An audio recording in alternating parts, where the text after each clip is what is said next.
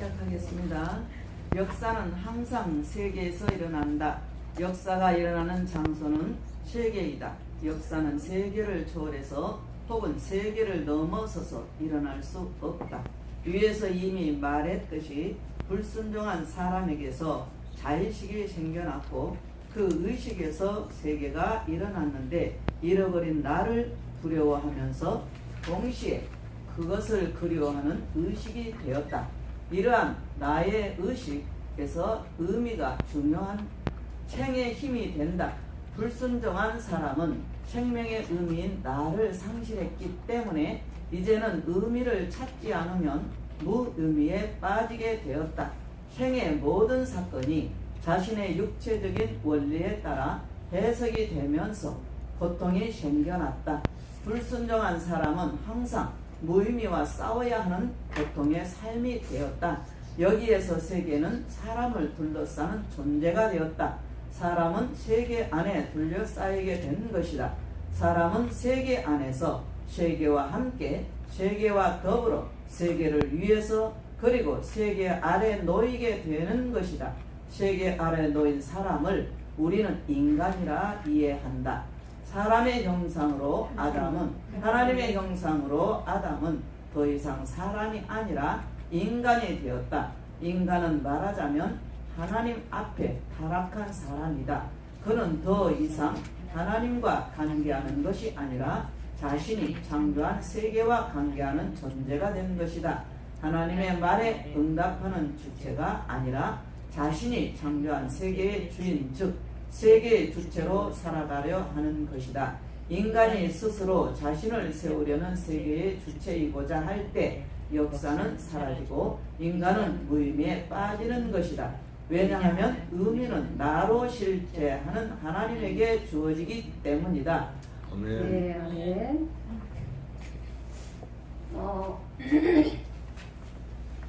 세계는 하나님께 불순종하는 인간에게서부터 생겨난 것이죠. 그래서 이 세계에 속해 있는 사람의 특징은 바로 불순종입니다. 아까 오전에도 잠깐 말씀을 나눴지만 이 불순종은 죄를 낳고 이 죄는 하나님을 대적하는 자로 살 수밖에 없습니다. 이 불순종의 깊은 내면에 들어가면 하나님을 향해서 교만한 마음 때문에 우리는 불순종한다라고 성경은 또 그렇게 말씀하고 있습니다. 그런데 이 불순종하는 자, 이 교만한 자의 마음의 특징은 뭐냐면 하나님의 이 말씀을 들었을 때, 생명의 말씀을 들었을 때에 그것을 아멘으로 응답으로 나가는 자세가 아니라 반응하는 마음의 자세랍니다. 말씀에도 기록이 되어 있고 인간에게서도 기록이 되어 있지만 제가 그것을 체험한 사람 중에 하나입니다. 하나님의 말씀을 불순종하게 되니까 계속해서 주시는 생명의 말씀, 때에 따라서는 의로부터 주시고 강단에서 주시고 가까운 형제와 친척을 통해서 또 저희 가정은 이제 7남매 중에 3남매가 이제 목회를 하고 있는데 목회자에게서 형제인 자에게서 바른 말을 들을 때 내 안에서 그 반항하는 마음이 일어나는 것을 오랫동안 제가 그것을 체험하며 살아왔던 사람 중에 한 사람입니다. 그래서 이 불순종하는 자의 그 교만한 자의 내면에 깊이 들어가면 가장 특징적인 것이 무엇이냐? 반항하는 마음이라는 것입니다. 그래서 예수님께서 바리새인, 유대인들, 서기관들 그런 사람들에게 말씀하신 내용이 무엇이냐면 너희 안에 내 말이 있을 곳이 없으므로 돌을 들어 치려 하는도다. 그렇게 말씀을 하신 것을 봅니다. 왜냐하면 예수님이 그토록 그렇게 기다리던 메시아가 왔음에도 불구하고 그들은 예수님을 메시아로 받아들이지 않았다는 겁니다. 불순종의 가장 특징적인 것이죠. 그래서 오늘 세계라고 하는 것은 하나님의 말씀에 불순종하기 시작하면서부터 생겨났고, 이 세계의 특징은 내가 주인이라는 것. 하나님이 우리의 모든 것의 주인입니다. 하나님은 창조주시고 아멘. 우리는 피조물이고, 아멘. 하나님이 또 우리를 죄에서 구원하신 구원자이시고 아멘. 우리는 죄인입니다. 아멘. 그래서 이 불순종이라고 하는 것은 항상 분리, 이간, 그리고 하나 되지 못하게 하는 그런 성질이 있습니다. 교회 안에서 특히 이러한 일들이 많이 일어나고 있습니다. 가장 첫 번째는 우리 안에서 그러한 일들이 일어난다는 거죠. 누구와? 하나님과 자꾸 분리하게 되고 하나님과 원수를 맺게 된다는 거죠. 그래서 이것이 바로 육신의 삶이라는 거죠. 육신대로 우리가 사는 것은 반드시 사망이고 죽음입니다. 그러나 영으로서 몸의 행실을 죽일 때에 그때야말로 우리 영의 살아나는 역사가 있게 된다는 거죠. 그래서 말씀을 쭉 보면 우리 말씀 속에 다 우리의 모습들이 들어 있습니다. 자, 그럼 2번으로 넘어가겠습니다. 2번 보시겠습니다. 우선 역사의 개념은 이해해야 한다. 역사에는 두 가지 개념이 있다. 하나는 일어난 것으로서의 사실을 뜻하는 역사가 있다. 또 하나는 일어나는 것으로서의 사건을 뜻하는 역사가 그것이다. 시간과 관련하여 이해하자면 전자는 과거와 관계하고 후자는 현재와 직결되어 있다. 과거에서는 항상 인간이 일어난 것과 관계하기 때문에 일어난 것은 그것으로서의 사실이 된다. 이와 달리 현재에서는 인간이 일어나는 것과 관계한다. 일어나는 것은 그것이 될 수 없는 하나의 실제이다. 실제란 지금 현재 계속해서 일어나고 있는 것을 뜻한다. 그것은 인식의 관계에서 어떤 사실을 아는 것을 의미하는 것이 아니라 이해의 관계에서 어떤 것을 인격적으로 만나는 것을 의미한다. 이해는 가다모의 말대로 나와 너의 관계에서 해결되는 의미로 받는 것이다. 인식은 인간을 실존으로 만들지 못하지만 이해는 실존의 지평을 여는 열쇠이다. 이해에서 너를 경험하는 것이다. 그래서 실제는 너의 경험으로서 인간이 실존이 되어 역사를 이해의 지평에서 인격적으로 만날 때 일어나는 것이다. 달리 말한다면 내가 지금 여기서 어떤 것을 인격적으로 만나는 방식이다. 그러나 인식은 어떤 것을 항상 사실로 만나게 된다. 왜냐하면 그것은 이미 지나간 것을 파악하는 방식이기 때문이다. 인식은 항상 3인칭의 존재 방식에서 서술되는 사실과 관계한다.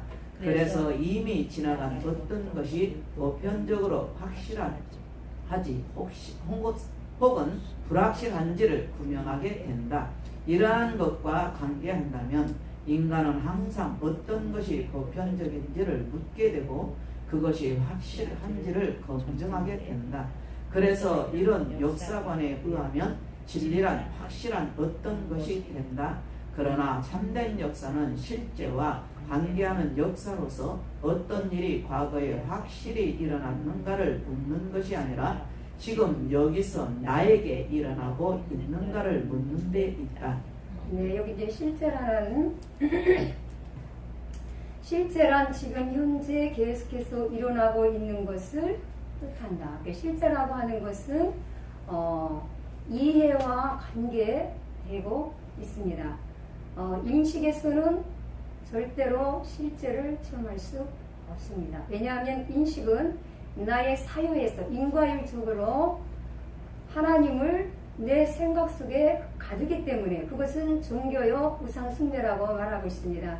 근데 여기서 실제가 될 때만이 그것이 이해가 되어서 하나님과의 관계에서 인격적인 만남 가운데서 우리는 실제를 체험하게 됩니다. 여기 실존이라는 말이 나오는데 실제는 너의 경험으로서 인간이 실존이 되어 역사를 이해의 지평에서 인격적으로 만날 때 일어나는 것이다.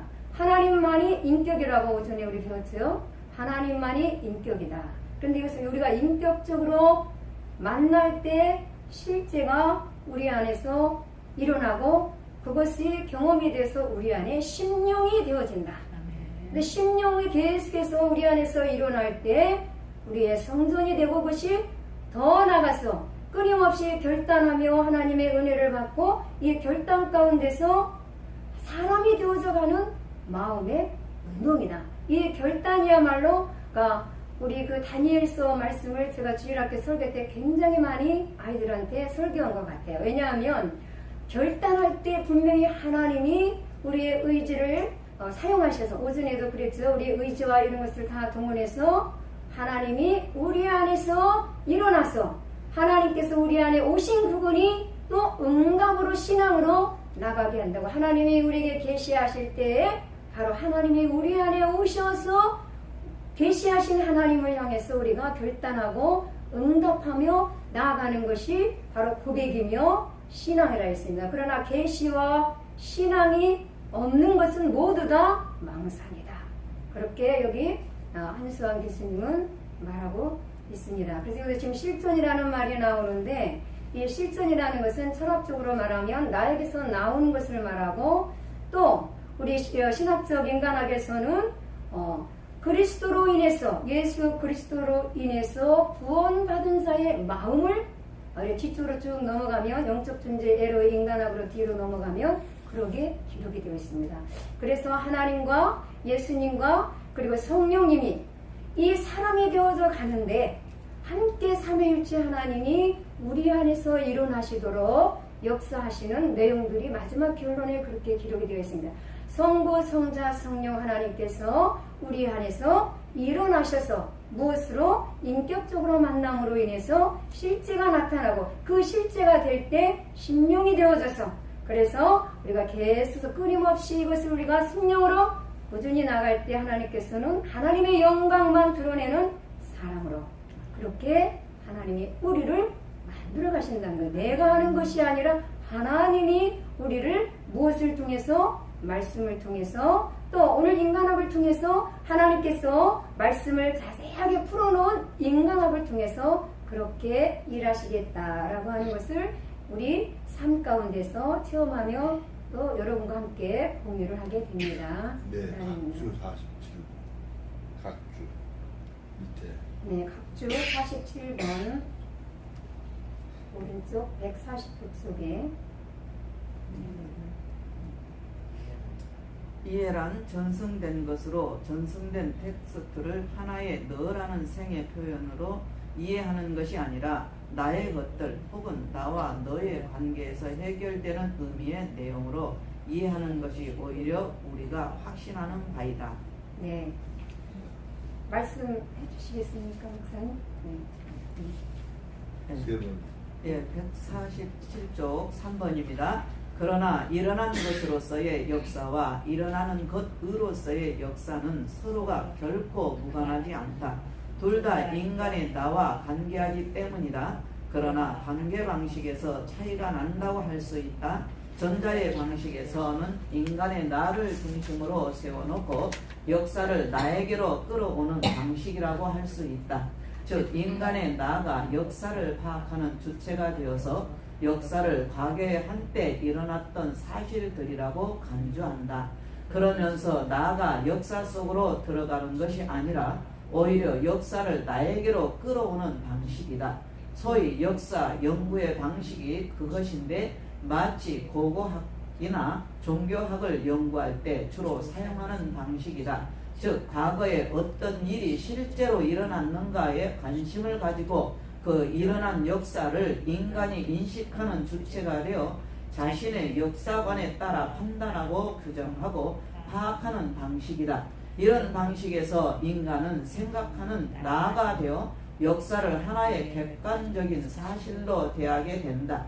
그러나 하나님을 역사와 관련지어 생각하고자 한다면 역사란 생각하는 나를 넘어서서 약속하시는 하나님의 경험을 제시하는 것임을 알아야 한다.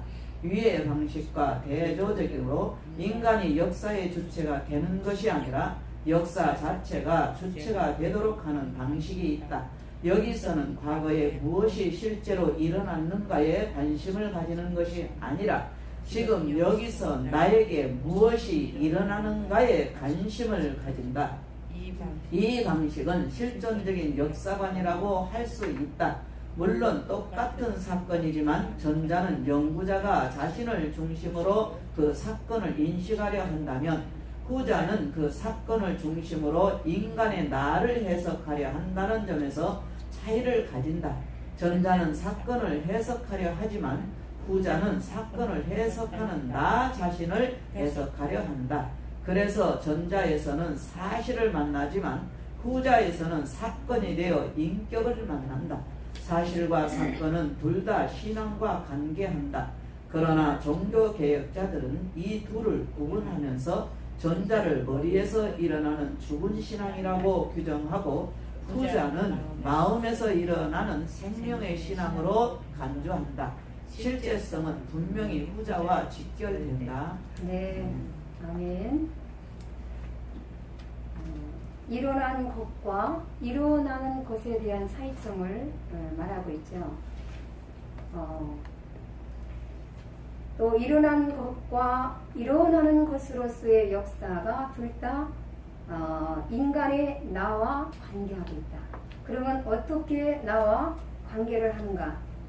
이 관계 방식에서 일단 나를 중심으로 세워놓고 일어났던 것은 나를 중심으로 세워놓고 역사를 나에게로 끌어오는 방식이다. 그러니까 지나간 것을 거슬러서 우리가 역사를 연구할 때 앞으로 있을 것을 역사하는 것이 아니라 이미 지나갔던 일을 거슬러서 다시 뒤로 되돌려서 그것을 나를 중심으로 세워놓고 그것을 끌어오는 방식이라고 합니다. 그러나 일어나는 것은 나를 중심으로가 아니라 생각하는 나를 넘어서서 약속하시는 하나님의 경험을 제시하는 것이라고 말합니다. 그래서 지금 위의 방식과 대조적으로 인간의 역사의 주체가 되는 것이 아니라 누가 주체가 되느냐? 역사 자체가 주체가 되도록 한다는 방식입니다.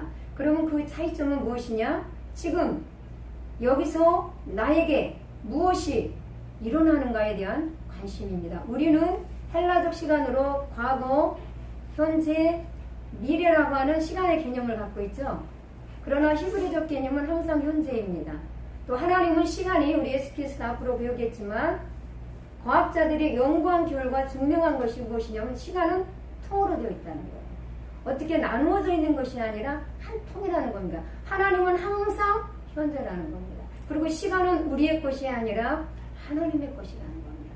그래서 지금 현재 여기서 나에게 일어난 무엇이 어떻게 일어났는가에 대한 관심을 갖는 것이 일어났던 사건이 아니라 일어나고 있는 것. 항상 하나님은 지금 고백으로 나갈 때 현재 지금 만난다고 오늘 이 중심에서 이 사건을 중심으로 하는 것이 아니라 자신을 중심으로 하는 것이 아니라 사건을 중심으로 인간의 나를 돌아보고 통찰하고 해석하는 것이 바로 일어나는 것이다 라고 말하고 있습니다.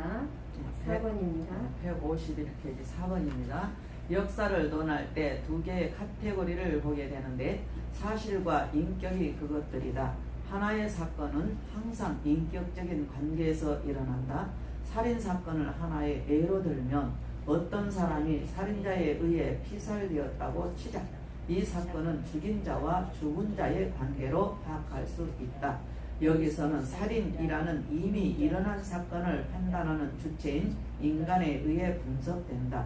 살인이라는 그 사건을 생각하는 인간이라는 중심에서 판단되어 그 사건에 대해 비윤리성을 부여받게 되고 그에 상응하는 징벌이 요구된다. 그 결과는 보편적이고 일반적이며 객관적인 판단이 내려지게 되는데 사람을 죽이는 행위는 나쁘다는 사실이 된다. 그러나 이런 해석 외에도 죽이는 자와 죽는 자라는 관계에서 그 사건을 생각할 수도 있다. 이런 점에서 그 살인사건을 보게 되면 죽인 사실과 죽은 사실이 중요한 것이 아니라 죽이는 자와 죽는 자의 인격적 관계가 드러나는 사건이 된다. 동시에 그 사건이 사실의 문제로 이해되는 것이 아니라 인격과 관계되는 사건이 된다. 그 사건은 나의 실존적인 참여를 요구하는 사건이 되고 내가 그 사건의 객관적이고 방관적인 제3자로 있는 것이 아니라 그 사건의 참 여자로, 그 사건의 자담자로 혹은 가해자로 혹 한 목을 가지는 것이다. 이렇게 될 때 역사가 사건의 근형으로 인간에게 나타나는 것이 아니라 인격과의 만남으로 이해되는 것이다. 네, 그래서 두 개의 카테고리를 말하고 있죠. 사실과 인격. 예를 들어서 어떤 살인 사건이 났을 때에 그것은 어떤 행위만을 보는 것이 아니라 인격과의 그런 어떤 행동을 말하고 있습니다. 더 깊이 있는 것은 이제 하나의 비유로 들어있는 거니까요. 그러니까 어떤 살인 사건이 났을 때 그것이 사실과 인격이라고 하는 것들이 두 카테고리로 연결되어 있다는 거죠. 그래서 거기에는 어떤 감정도, 살인할 때 들어가 있는 그 감정도 있겠고 거기에는 어떤 미움도 있을 것이고 여러 가지 거기에 포함되어 있다는 거죠. 어떤 행동만, 그런 사실만 있는 것이 아니라 그 내면에는 인격이라고 하는 그런 카테고리가 함께 있다라고 말하는 것입니다. 예, 5번 보시겠습니다. 역사는 사실과 인격이라는 두 개의 카테고리로 설명될 수 있는데 사실상 이 둘 다 버릴 수 없는 것들이다. 어느 한 개를 취하고 다른 한 개는 버릴 수 있는 것이 아니다. 이 관계는 마치 영혼과 육의 문제와 같이 관계한다. 역사의 현상은 분명히 사실들로 이루어져 있는 것처럼 보인다. 그러나 그 현상은 역사의 영혼에 해당되는 푸뉴마의 역사가 반드시 있었다는 사실이다. 위에서 예로 든 살인사건도 엄밀하게 보면 푸뉴마의 관계가 인격적으로 이미 역사했었다. 즉 죽이는 자와 죽는 자와의 인격적 관계가 이미 있었다. 그 관계는 객관적으로 기술하거나 3인칭의 방식으로 서술할 수 없는 영적 관계이다. 이 관계에서 죽이는 자는 인격적 관계에서 죽은 자를 실제로 이미 죽였다. 그 후 남은 것은 살인이라는 하나의 사실이 남게 되었는데 이 현상적 사실을 가지고 비로소 객관적으로 규명하는 것이 가능하게 되는 것이다. 결국 역사의 핵은 영적인 관계이다. 역사의 푸뉴마는 영적이고 인격적인 관계이다. 이것은 나와 너의 관계에서 성립이 되고 일어나며 실제한다. 영적인 관계에서 역사는 일어나며 그 역사는 항상 현재적이다. 영적인 관계라는 현재적인 역사가 사실되고 상실되고 나면 그 흔적만 남게 되는데 이 흔적이 바로 사실로서의 역사이다. 그래서 푸뉴마는 역사의 본질이고 핵이다. 역사는 일어남에 의해 일어난다. 일어남은 역사의 내용이고 일어났던 것은 역사의 껍데기에 해당된다. 따라서 영적인 관계가 역사 연구에서 간과되면 역사의 본질 또는 실제성을 상실하는 것과 같다. 역사란 현재에서 실현되는 것이다. 네. 역사라는 것은 여기 피누마와 또 영적인 관계라는 말이 나오죠. 역사의 핵은, 그 중심은 영적인 관계이다. 그리고 피누마라고 하는 것은 성령의 하나님의 영이라고 표현하고 있는데 여기서 영적이고 인격적인 관계에서 하나님께서 항상 현재적으로 우리를 만나신다는 말씀이고 이러한 영적인 관계에서 항상 현재적으로 실제를 체험하게 된다는 겁니다. 그래서 피누마는 그래서 하나님의 영은 피누마는 역사의 본질이고 또 핵이다. 이렇게 말씀하고 있고요. 역사는 일어나면서 일어나고 일어남은 역사의 내용이고 일어났던 것은 역사의 껍데기에 불과하다. 그러니까 항상 현재를 지금 강조하고 있습니다. 일어났던 것을 말하는 것이 아니라 현재 지금 영적인 관계에서 3인칭의 방식이 아닌 나와 너의 관계에서 2인칭에서 항상 현재 가운데서 실제가 일어나고 피누마가 일어난다 라고 하는 것을 말하고 있습니다. 역사는 사실과 인격이라는 두 개, 이거는 지나간 거죠? 네, 다음으로 넘어가겠습니다. 네, 152페이지 6번입니다. 역사의 본질이 일어남이라면 일어난다는 것은 무엇을 의미하는가? 먼저 일어난다는 것을 반드시 어떤 것이 일어난다는 것을 뜻하지 않는다.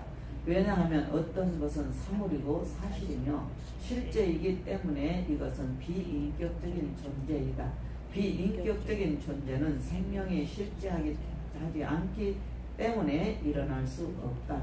어떤 것은 이미 일어난 것이고 달리 말하면 일어남의 결과에 불과하다. 그러나 일어남은 결코 어떤 것이나 어떤 사건이 아니다. 그것은 생기는 것을 의미하는데 이것을 오로지 현재라는 시간의 카테고리에서만 주어진다. 즉 일어남은 본질적으로 현재에서 일어나는 것을 뜻한다. 일어남은 현재가 일어나는 것이고 그것은 현재라는 시간이 일어나는 것을 뜻한다. 그러니까 일어남은 결국 시간이 지금 일어나는 것을 뜻한다고 할 수 있다.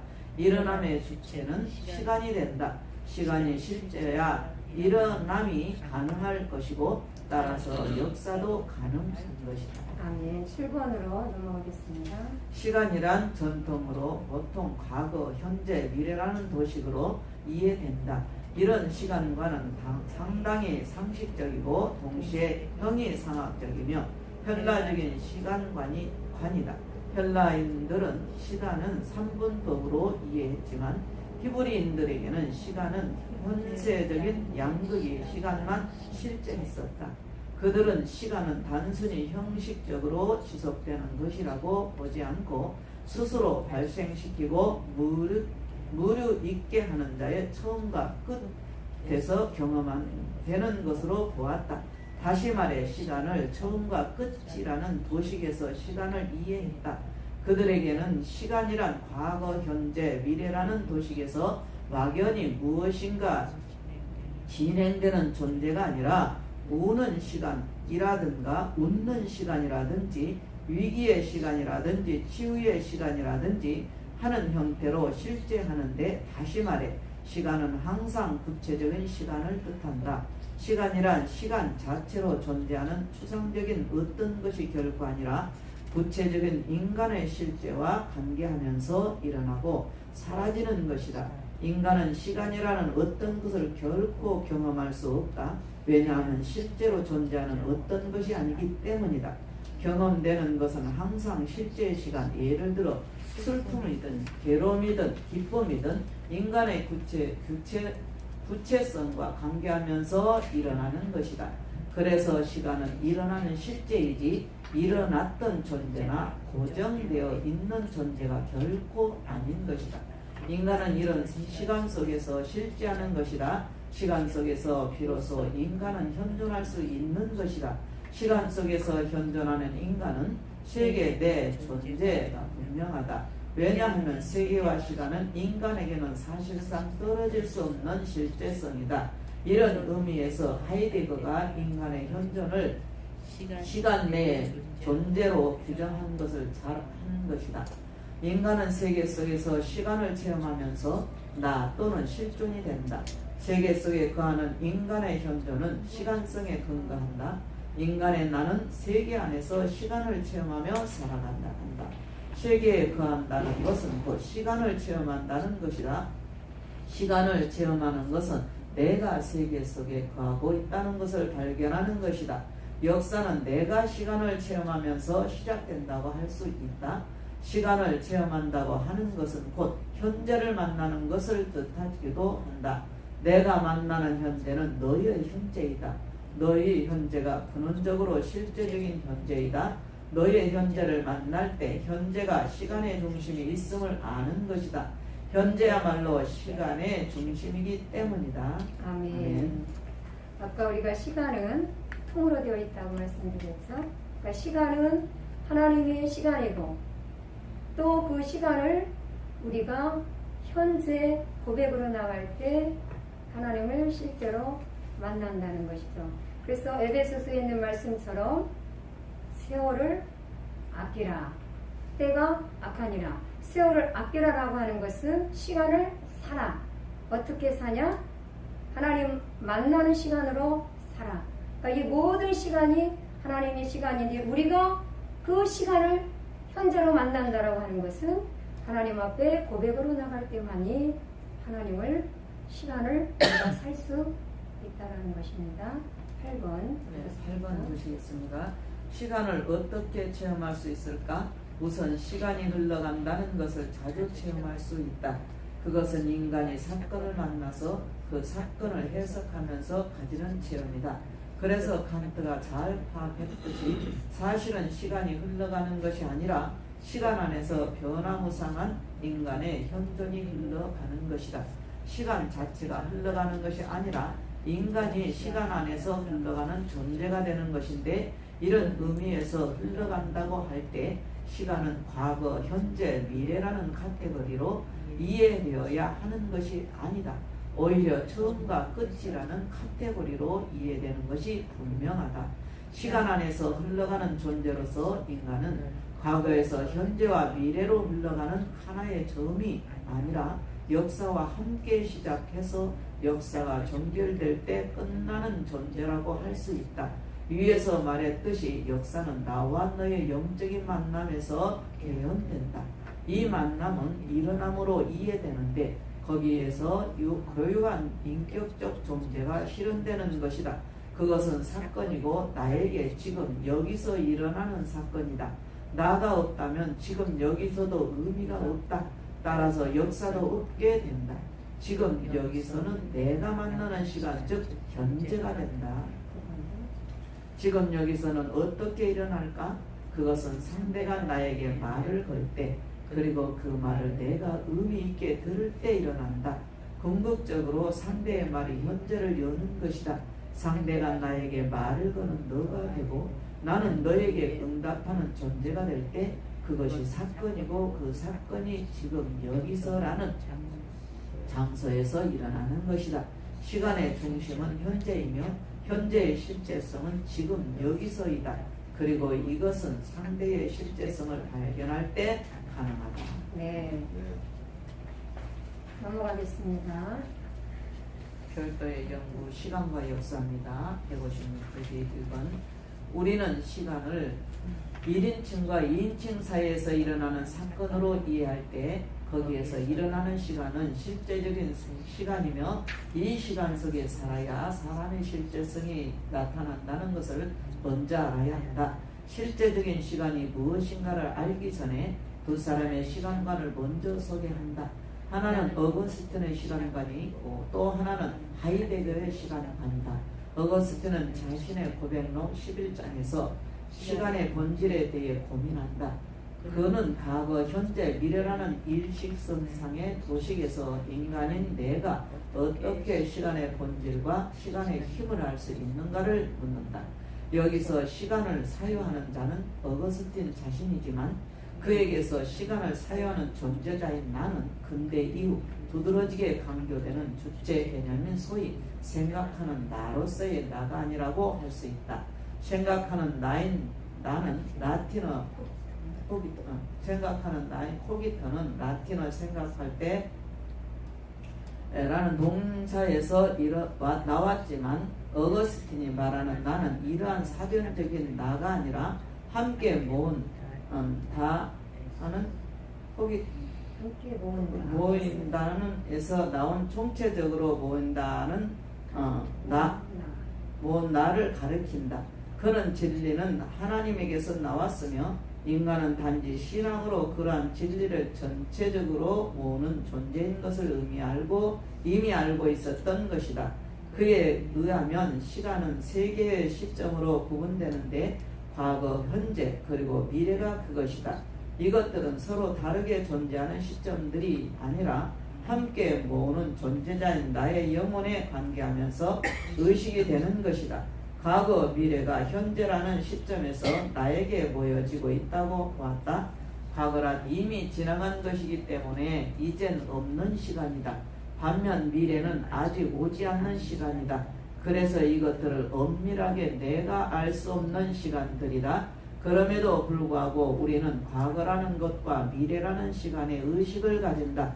그래서 그는 해석하기를 과거는 지나간 과거로 나와 무관한 것이 아니라 과거적인 것들의 현재라고 할 수 있으며 현재는 단순히 지금 있는 시간이 아니라 현재적인 것들의 현재라고 할 수 있으며 미래는 막연히 오는 어떤 것이 아니라 미래적인 현재로 생각할 수 있다. 이것들이 나의 영혼 속에 있는 세계의 시점으로 존재한다. 그래서 이러한 과거를 기억이라고 부를 수 있으며 그러한 현재를 순간이라고 하고 이러한 방식으로 의식되는 미래를 기대라고 한다. 이러한 세 가지의 시간에 대한 의식을 어디에서 사유할 수 있을까?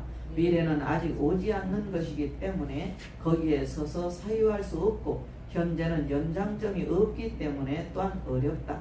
그래서 어거스틴은 기억이라는 것에서 시간을 사유해야 한다고 생각한다. 기억은 이미 지나간 것들이지만 기억된 것들의 공간으로 나의 전생애가 보존되어 있는 것이다. 기억되어진 것들을 기억력에 의해 다시 의식화함으로 모든 정신적인 활동이 가능한 것이다. 기억력이 어떻게 기억된 것들을 끄집어내는가 하는 것이 어거스틴에게 생의 비밀에 해당되는 것이다. 이러한 기억의 시점에 서서 시간을 사유하면 과거는 기억으로 미래는 기대로 사유되며 현재는 비록 순간이지만 이러한 기억과 기대와 함께 감지되는 것이다. 유한한 인생에게 현재가 항상 산만한 파편적인 시간의 조각으로 주어지는 것은 시간은 인간 영혼이 만든 것이 아니라 영혼에서 나온 것이기 때문이다. 영혼에서 나오는 미래는 신앙으로 참여하는 것이고 여기서 새 인간 호모노푸스의 가능성이 주어지는 것이다. 네, 지금 시간과 역사라고 하는 것에서 어거스틴과 하이데거의 시간관을 소개하고 있죠. 이제 어거스틴의 이 자신의 고백록 11장에서 시간의 본질에 대해서 많은 고민을 하게 되는 것을 보게 됩니다. 마지막 결론에서 많은 이야기들이 있고 여기서 지나간 것들은 기억으로, 현재는 순간으로, 그리고 앞으로 미래는 기대로 이렇게 세 가지를 과거, 현재, 그리고 이제 미래라고 하는 세 가지를 도식에서 이렇게 설명을 했는데 결론을 어떻게 내렸냐면요. 결론은 인간 영혼이 만든 것이 아니다. 결론을 그렇게 내렸습니다. 시간은 인간 영혼이 만든 것이 아니라 영혼에서 나왔기 때문이다. 이렇게 결론을 내립니다. 그러면 영원하신 분이 누구겠습니까? 온전히 하나님 한 분이라는 거죠. 그래서 시간은 하나님에게서 나왔다. 곧 영원, 끝이 없는 하나님 시간은 끝이 없다는 것입니다. 그래서 한 통으로 되어서 하나님의 그 영원한 시간 안에 우리가 만날 수 있는 것은 시간을 사야 된다는 거죠. 그 시간을 사는 방법은 항상 현재의 고백으로, 이 고백으로 나간다고 하는 것은 내가 주인 되는 것을 내려놓고 하나님이 주인인 것을 인정하는 것이 되는 것입니다. 고백이 아니고 이것을 내 안에 사유로 그대로 남아있으면 내가 주인으로 사유 속에서 하나님을 가두어 놓고 하나님을 만나지 못하는 종교인으로서 우상숭배와 똑같다고 말하고 있습니다. 하나님을 만나지 못하는 사람들이 바로 종교라고 표현하고 있고요. 그 다음에 그 종교 행위는 바로 우상숭배라고 하는 것입니다. 그래서 이 시간 개념을 오늘 시간과 역사 별도 연구를 통해서 반드시 시간은 하나님의 것이고 또 시간뿐만 아니라 우리의 모든 것도 다 하나님의 것인데 특별히 오늘 여기에서 우리가 시간을 사야 되는 이유가 뭐냐? 하나님은 항상 현재에서만 만난다는 거. 근데 어떻게 만나느냐? 고백으로 만난다는 거. 고백이라고 하는 것은 나를 내려놓고 내가 주인인 것을 포기하고 비워놓고 하나님의 주인인 것을 인정해 드린다는 것. 그것을 말씀드리고 싶습니다. 그 다음으로 이제 쉬어야 되나요? 조금 더 해야 될까요? 네. 2번입니다. 네, 158페이지 2번입니다. 어거스틴이 시간을 사유하기 위해 확실한 시점인 기억에서 의식하려고 한 반면에 하이데거는 지금이라는 시점에서 사유한다.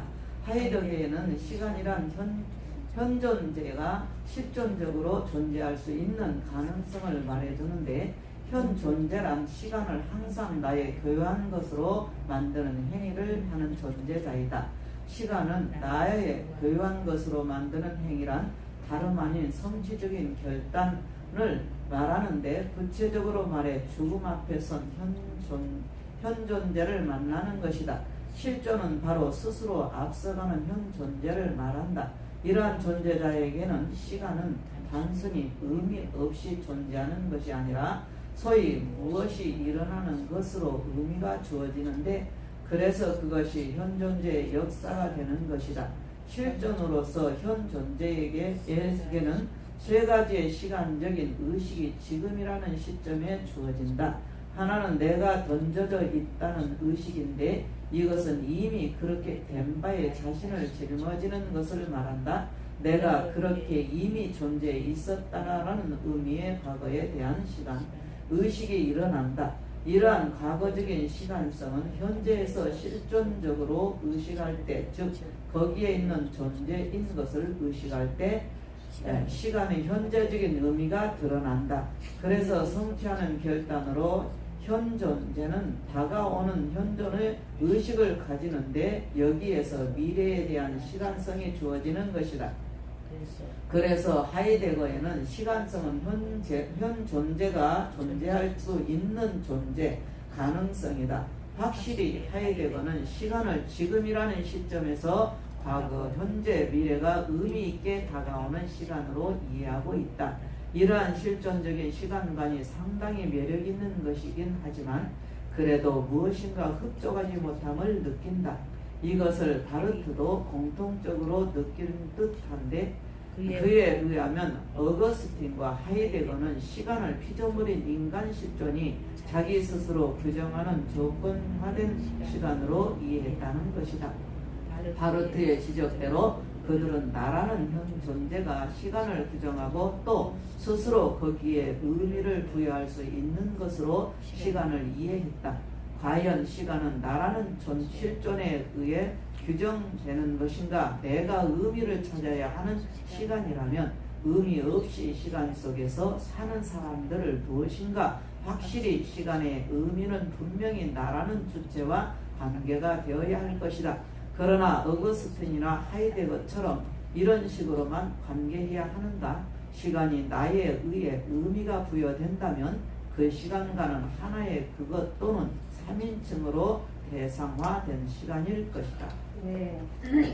오늘 여기 이제 신학자들과 많은 철학자들을 여기 대두해서 그들이 주장하는 것들을 여기다가 기록해 놓은 것은 이제 앞으로 서서히 나가보면 결론이 나오는데, 그들이 연구한 그 철학적인 것을 가지고 유럽에 있는 많은 그 신학자들이 그 혼합적인 그 철학을 바탕으로 해서 신학을 정립한 부분들이 많이 있습니다. 그래서 이 성경적인 신학적인 인간학을 확실하게 거기에서 규명하기 위해서 이 철학자들이 하는 말들을 가지고 이해를 돕기 위해서 이렇게 지금 신학자들이 지금 말하고 있는 것을 여러분이 함께 지금 읽고 있습니다. 다음 3번으로 넘어가겠습니다. 3번 보시겠습니다.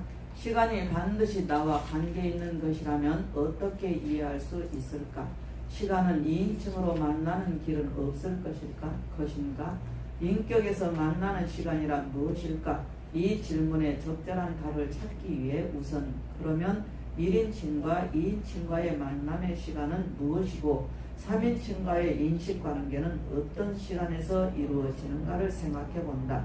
우리 한국어로 좀 신뢰감 나지 않지만 알파벳을 사용하여 언어에는 인칭에 따른 동사가 분명하게 구분된다. 예를 들어 나는 있다라고 할 때 독일어로 이치빈으로, 영어로는 I am으로 표현하고, 내가 있다라고 할 때 독일어로는 투비스, 영어로는 you are이라고 한다. 그가 있다라고 할 때에는 er ist, he is로 나타낸다. 우리 한국어로는 모두 있다라는 동사로 표현한다. 여기서 문제가 되는 것은 베넴, 비스알으로 표현되는 시간성에 대한 문제인데, 내가 있다라는 말과 네가 있다라는 말이 가지는 시간은 어떤 시간일까? 두말할 것도 없이 현재라는 시간이다.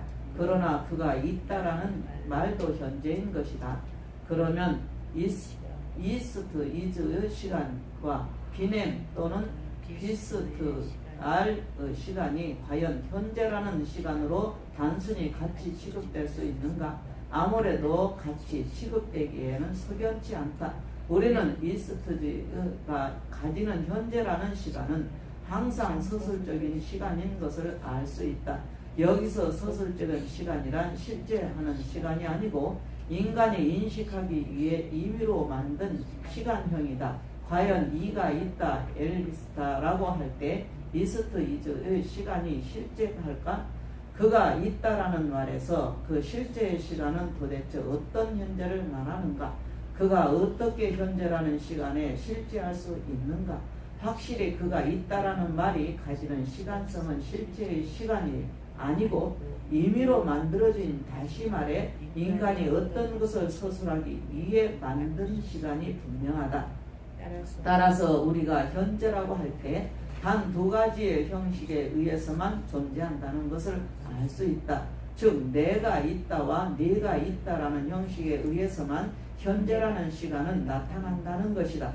현재라는 시간은 철저히 나와 너라는 관계에서만 일어나는 시간인데 이 시간이 바로 시간의 실제성이다.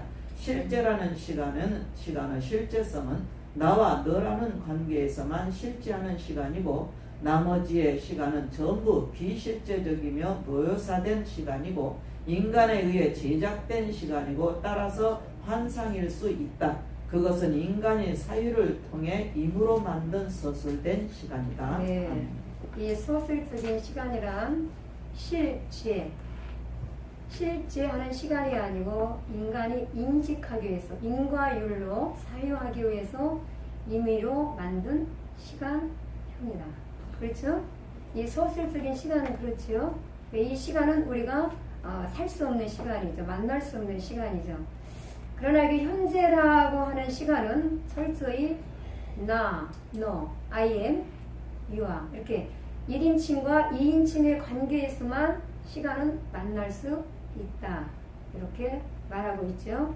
그래서 이 시간이 바로 실제성, 현재 지금 일어나고 있는 것을 실제성이고 존재를 말할 때는 이 실제 이렇게 말하고 있죠. 그래서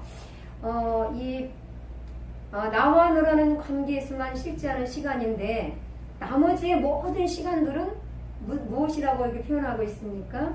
환상이다. 제작된 시간, 만든 시간이고 환상이다. 아까 계시와 신앙이 아닌 모든 것은 망상이라고 그렇게 오전에 제가 말씀드렸죠. 근데 여기도 마찬가지로 나와 너라는 2인칭과 1인칭과 2인칭과의 관계에서의 만남의 현재적인 시간이 아닌 모든 시간은 제작된 시간이고 환상이다. 그것은 다 죽고 썩어지고 없어지는 시간이다. 허비하는 시간을 말하겠지요. 네, 그 다음에 4번입니다. 4번 보시겠습니다. 그러면 나로 실제하는 하나님은 인간의 시간과 관련하여 어떻게 나타날 수 있을까? 하나님은 처음부터 인간의 환상이 아니고 오로지 실제성과 관계하기 때문에 비실제적인 시간에는 결코 실제하지 않는다. 다시 말해 나로 실제하는 하나님은 그가 있다라는 식의 서술적인 현재에는 실제하지 않는다는 것이다.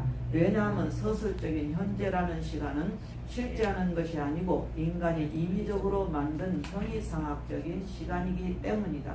서술적인 시간 안에서 인간의 소유의 학문을 한다. 학문은 오로지 서술적인 시간 안에서 성립된다. 왜냐하면 학문의 서술 방식은 항상 그가 있다라는 3인칭 서술 방식을 채택하기 때문이다. 그것은 소위 묘사하기 위해 인간에 의해 임의적으로 제작되어진 시간이며 서술되기 위해 인간에 의해 붙여진 시간이다. 따라서 이런 서술된 시간 안에서는 결코 나로 실제하는 하나님을 실제할 수 없다. 만약에 그러한 시간 안에 하나님이 실제할 수 있다면 그것은 하나님이 나가 아니라 그 나를 그리고 인간의 생각일 것이다. 하나님과 하나님을 그리는 인간의 생각을 반드시 구분되어야 한다. 아멘. 하나님과 하나님을 생각하는 하나님을 우리 머리로 생각하고 그리는 사유하는 그것과는 반드시 구분해야 된다는 거죠. 내가 만든 하나님, 그렇죠? 내가 어떤 형상을 만들어 놓고 그것이 하나님이라고 믿는 것은 다 망상이고 환상이다.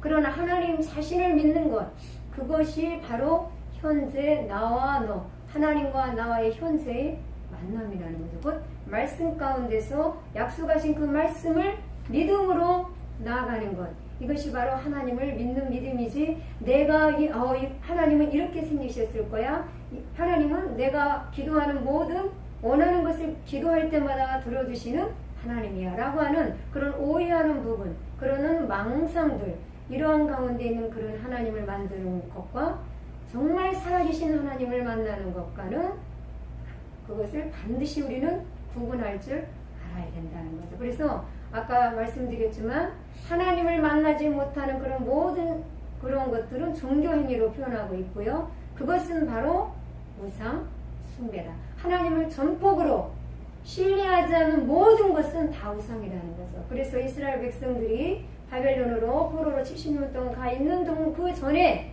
미리 하나님께서는 계속 예레미야를 통하여서 너희가 우상을 버리고 하나님께로 돌아가라.